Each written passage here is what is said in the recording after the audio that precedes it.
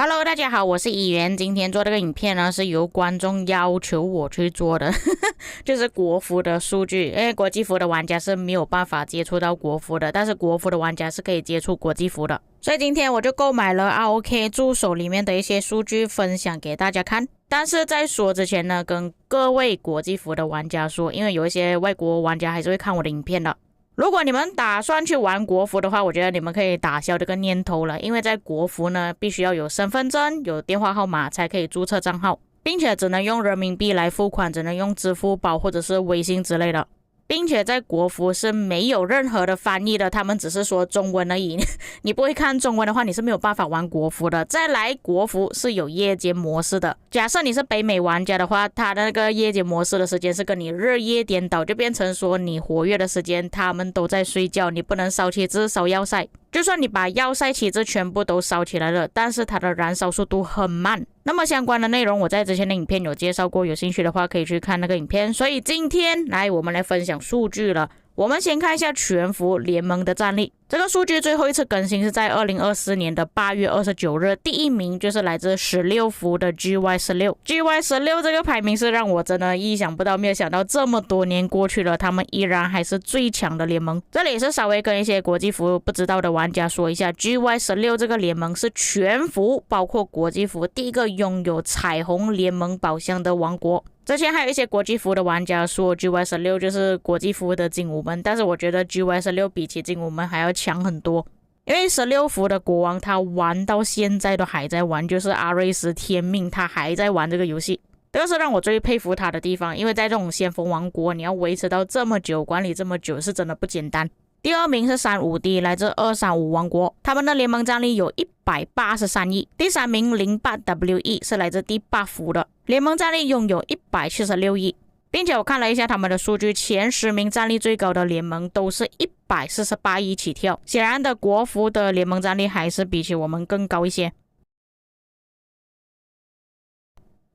在我们看最高战力的联盟之后，现在我们要看最高战力的王国。那么这里的数据呢，是按照前300名的玩家去计算的。如果超过 1.5 亿，将会以 1.5 亿的战力来计算。第一名就是41服，他们的战力总共有393亿。不过其实41服他们正在进行 KVK 的期间，所以他们的战力有一点变化，向下掉了。只是让我比较意外，就是41服的战力居然是比起16服还要更高。我本来还想说16服的战力可能会比起41还要更高，不过16服的战力也只是少那么一点点而已啊，这里差距并不是很大。第3名的差距就稍微比较大一点。285王国他们的战力有328亿，并且他们这里的战力确实是比起国际服还要更高，快要超过1倍了。其实我也是不太能理解为什么他们的战力一直不断的在往上升呢？因为我们在国际服都一直在想办法压低自己的战力。不过我听到不少的国服玩家投诉说，其实在国服没有什么战斗啊，所以有可能是因为这个原因，所以他们没有办法减轻自己的战力。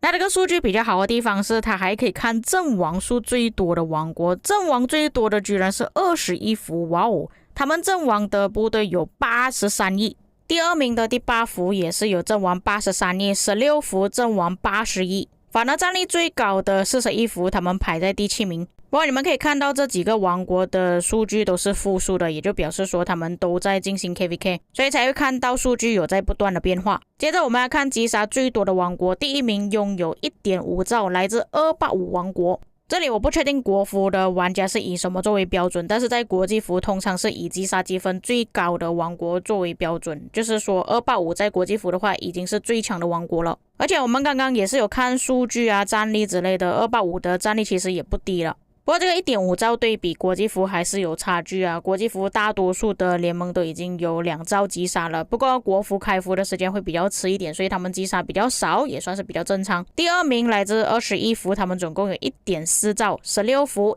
1.3 兆，所以严格来讲16服还是表现不错的，他们不只有战力高而已，击杀也是蛮多的。反而41服虽然他们的战力是很高，但是他其他的数值呢都偏比较低一点。